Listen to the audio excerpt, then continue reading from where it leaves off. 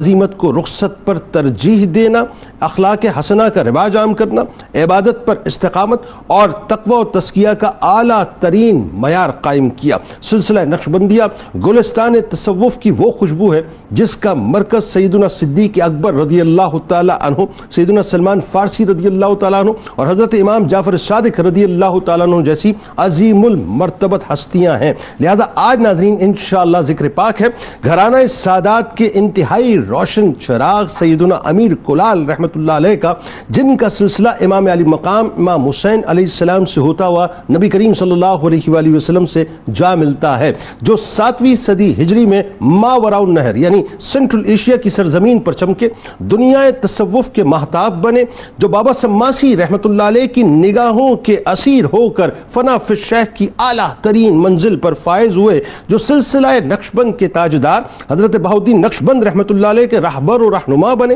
جن کی مبارک ہستی تقوی، پرہیزگاری اور خوف خدا کا مرکب و مرصع تھی۔ حضرت سیدنا شمس الدین امیر کلال رحمت اللہ علیہ وہ عظیم الشان، وہ عالی شان اور عظیم المرتبت ہستی ہیں جو ابتدا میں پیشے کے اعتبار سے تو کوزاگر تھے، ابتدا میں پیشے کے اعتبار سے تو کوزاگر تھے، مگر بابا سماسی رحمت اللہ علیہ کی نگاہ ولایت نے دل کی دنیا کو اس طرح بدل دیا کہ کوزاگری روحانی چارہ گری میں ایسی تبدیل ہو گئی کہ گناہوں سے اٹے ہوئے وجود آپ رحمت اللہ علیہ کی بارگاہ میں آ کر تقوی کے سانچے میں ڈھل کر ولایت کے مقام کو پا لیا کرتے تھے، اور جو وجود دنیاوی مشاغل میں گم ہو کر کشتی کیا کرتا تھا، کشتی کا بڑا آپ کو شوق تھا، تو جو وجود دنیاوی مشاغل میں کشتی کیا کرتا تھا، اس وجود کو بابا سماسی رحمت اللہ علیہ نے شیطان سے اور شیطانی نظام کے خلاف کشتی لڑنے کے لیے باقاعدہ میدان جہاد کے لیے تیار کر دیا تھا۔ زہد و تقوی کا یہ عالم تھا ناظرین کہ آپ رحمت اللہ علیہ اس بات کا درس دیا کرتے تھے کہ گناہ خواہ صغیرہ کیوں ہی نہ ہو اسے سہل اور معمولی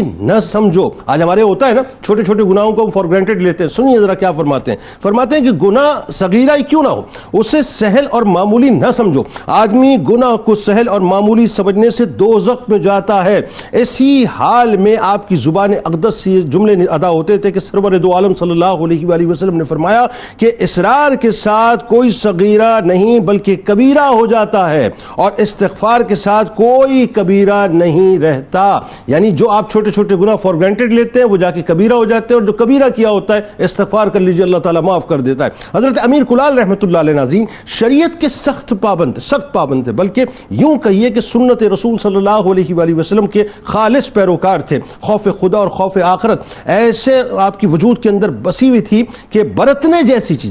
جیسی چیزوں کو جو ہے اس میں آپ تصرف نہیں کیا کرتے تھے کہ کہیں کل بروز محشر میری پکڑ نہ ہو جائے۔ حضرت سیدنا امیر کلال رحمت اللہ علیہ کی دنیا سے اور دنیاوی بادشاہوں سے اس قدر بے نیازی تھی ناظرین کہ امیر تیمور جیسے شخص نے آپ رحمت اللہ علیہ سے بارہا ملنے کی درخواست کی، لیکن آپ نے منع فرما دیا۔ یعنی یہاں تک ہوا کہ آپ رحمت اللہ علیہ کے بیٹے کو پوری سرزمین بخارا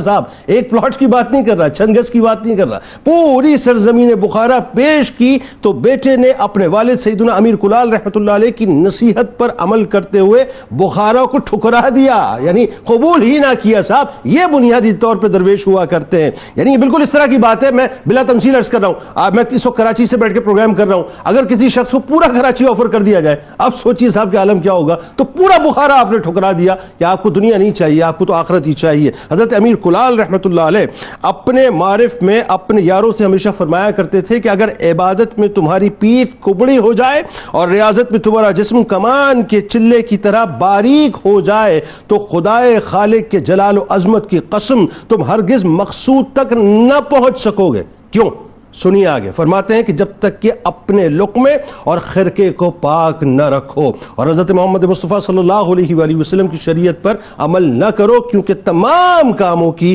اصل اسی پر ہے۔ من تو بہت چاہتا ہے صاحب کہ مزید بات